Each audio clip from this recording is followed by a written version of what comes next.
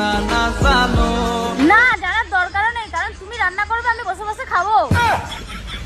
আমার ভুল হয়েছে, ক্ষমা করে দে। আচ্ছা ভাবি, যদি কিছু মনে না করেন একটা কথা জিজ্ঞেস করি। কি যে বলেন না ভাই, মনে করার কি আছে, বলেন না কি জানতে চান। মদ আর ভালোবাসা দুটোই নেশা, যদি অতিরিক্ত হয় তখন কি হবে? মদ বেশি খেলে ছেলেরা বমি করবে, আর ভালোবাসা বেশি হলে মেয়েরা বমি করবে। এই এত সকাল সকাল দরজা নাড়াচ্ছে কে?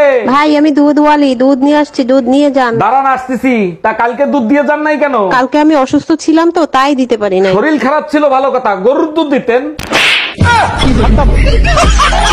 এই আজকে দুপুরে রান্না কিরকম খাইলা? অনেক স্বাদ হয়েছে, তোমার হাতের রান্না তো 5 স্টার হোটেলের থেকেও সুন্দর। কিন্তু তোমার ছেলে তো বললো দুপুরের খাবার অনেক জঘন্য হয়েছে। আরে বাবা, ও তো বাচ্চা মানুষ, বিয়ে করুক তখন বুঝবে স্বাদ কাকে বলে। তার মানে আমি জঘন্য রান্না করি, তাই না?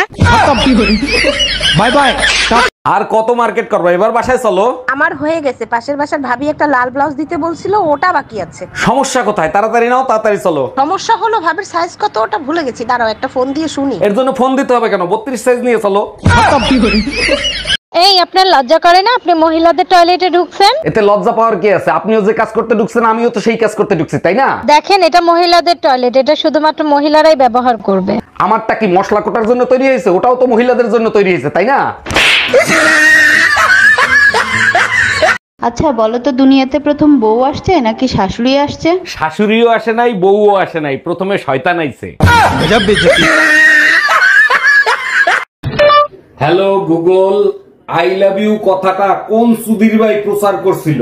এটা চায়না কোম্পানি প্রচার করেছে। ওয়ারেন্টি নাই, গ্যারান্টি নাই, সোজা ব্রেকআপ। साला ये दुख का खत्म नहीं होता बे।